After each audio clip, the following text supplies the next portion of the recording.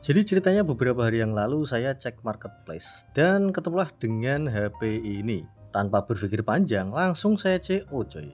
Ada minus sedikit pada bagian big door-nya. Seperti yang kalian lihat, ada retak kecil di pojok coy. Kemudian untuk kondisi unitnya juga nggak terlalu mulus. Ada beberapa lecet, bintik, dan sedikit dent pada sisi-sisi frame. Meskipun begitu, tetap saya gas ya, karena harganya yang relatif lebih murah.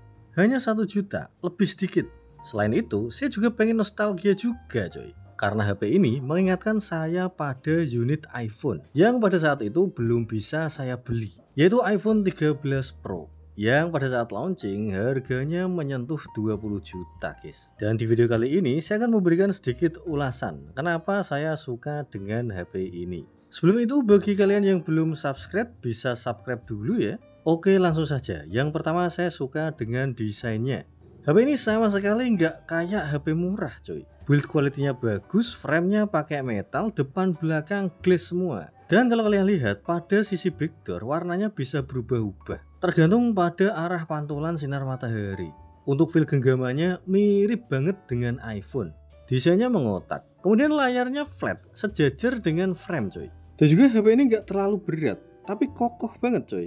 Ini misalnya kalau kalian tutup mata kemudian megang HP ini, rasanya mirip banget kayak megang iPhone. Dan asal kalian tahu ya, HP ini kelasnya bukan HP ecek-ecek. Pada saat launching harganya dibanderol 6 juta coy. Pada saat itu menurut saya udah worth it banget mau beli HP ini.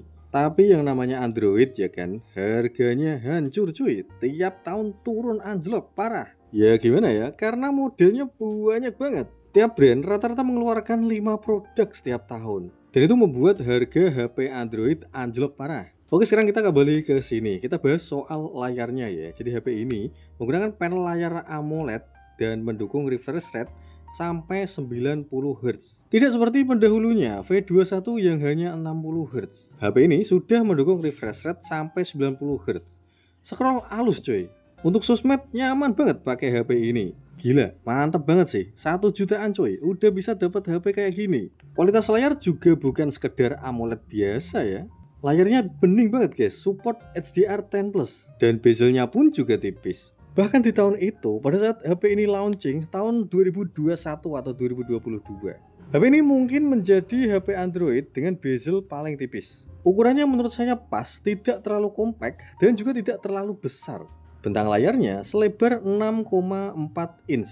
Jika dibandingkan dengan iPhone seri Pro atau Pro Max, HP ini ukurannya berada di tengah-tengah antara kedua HP itu.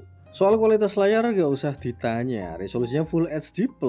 Buat nonton video enak banget guys. Bahkan saat kita nyalakan di luar ruangan, masih bisa sedetail ini gambarnya. Untuk tingkat kecerahan mungkin nggak seperti HP-HP sekarang ya, yang bisa sampai 1800 nits. HP ini hanya sekitar 900 nits kalau nggak salah. Tapi justru hal itu menjadi keunggulan.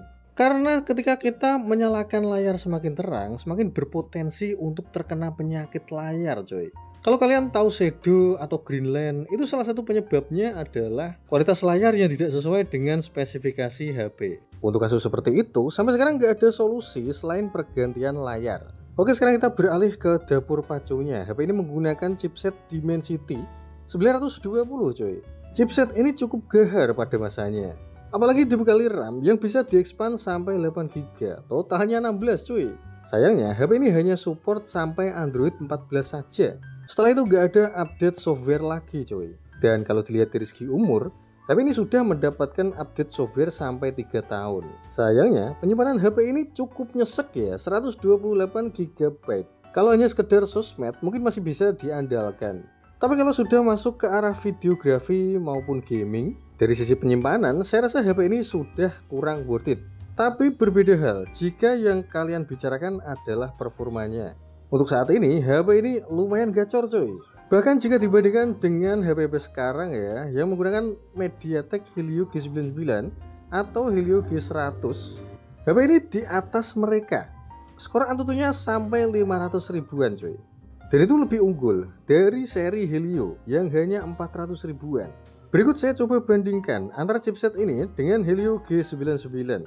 Dan hasilnya memang chipset ini di atas Helio G99 di semua aspek coy. Sayangnya untuk kualitas GPU tidak sebagus yang saya kira coy. Saya memaklumi lah karena harganya yang relatif lebih murah.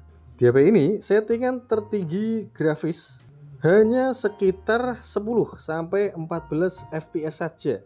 Kalau soal ini nggak bisa dibandingkan dengan iPhone ya. Bahkan iPhone jadul sekalipun bisa sampai 20 fps lebih coy. Tapi ya nggak apa-apa lah. Oke, sekarang kita beralih ke kameranya. Jadi HP ini mempunyai 3 buah setup kamera, yaitu lensa utama, kemudian lensa ultrawide dan juga lensa makro coy. Sayangnya HP ini belum mendukung fitur OIS atau Optical Image Stabilizer. Tapi meskipun begitu kalian nggak akan kecewa kok dengan hasil kameranya. Dan kalau bicara soal setup lensa kamera, ini sudah worth it banget kok, sesuai dengan kebutuhan kita. Ada lensa ultrawide dan juga lensa makronya. Nggak seperti brand sebelah yang nggak ada lensa ultrawide-nya, padahal harganya mahal. Dan yang bikin HP ini worth it banget, dia punya Gyro Ace coy. Mode stabil bisa diaktifkan bahkan ketika disetting di 60 fps. Kemudian kamera depannya juga ada 2 biji. Ada lensa utama dan juga ada lensa ultrawide-nya. Mantap gak tuh? Langsung saja saya sepil untuk hasil kameranya, kira-kira seperti ini. Silahkan nilai sendiri ya. Hasil ini langsung saya post tanpa melalui proses editing sama sekali.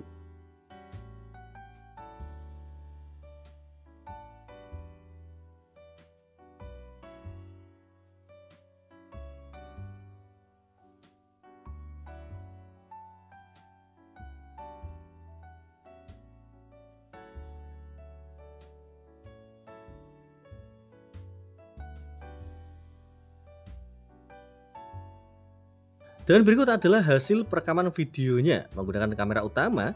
Saya set di resolusi Full HD 60 fps. Ternyata hasilnya masih belum bisa stabil ya. Berbeda ketika kita switch di 30 fps, hasilnya lebih stabil guys.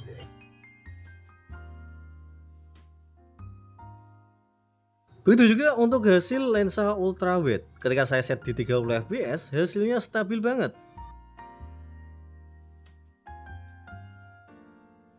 Tidak berbeda dengan lensa kamera depan. Ketika saya set di 60 fps, hasilnya kurang bagus coy, nggak stabil.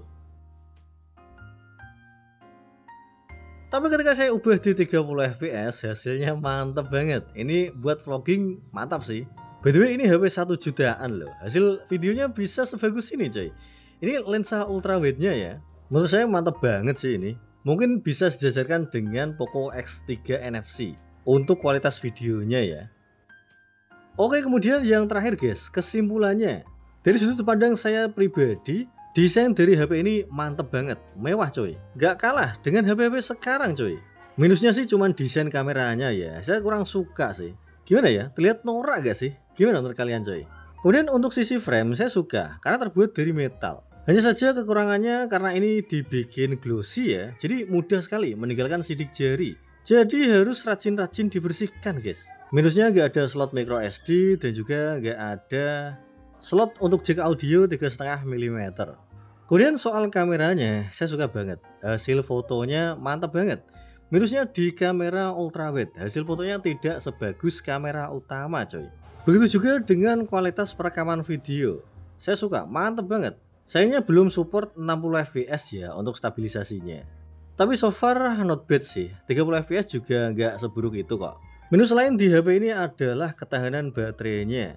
Kapasitas baterainya kecil banget guys, hanya 4000 mAh saja. Untuk penggunaan harian mungkin bisa ngecas 2-3 kali kalau kalian intens megang HP. Kabar baiknya disupport pengisian daya cepat sampai 44 Watt ya. Jadi nggak perlu nunggu waktu lama untuk bisa digunakan kembali. Kemudian soal layar, HP ini untuk kualitas layarnya jempol. Vivo selalu memperhatikan seri V dan seri X-nya. Kualitas layar yang diberikan nggak kaleng-kaleng cuy. Mulai dari ukuran layar, resolusi, kemudian tingkat kecerahan, pas banget. Sayangnya karena HP ini menggunakan 2 buah kamera depan, desainnya jadi menurut saya jelek. Gimana ya? Di saat HP-HP lain sudah menggunakan model kamera tompel di tengah, HP ini masih menggunakan model layar poni. Tapi nggak apa-apa, hal itu tertutup dengan kelebihannya. Kamera depannya lumayan bagus kok. Jadi overall di harga 1 jutaan, HP ini worth it banget buat dibeli. Oke, terima kasih sudah menonton video ini sampai akhir. Jika kalian suka dengan video ini, silahkan like Dan jika kalian belum subscribe, mohon guys, subscribe dulu guys, supaya saya lebih semangat untuk bikin konten. Dan see you guys, assalamualaikum warahmatullahi wabarakatuh.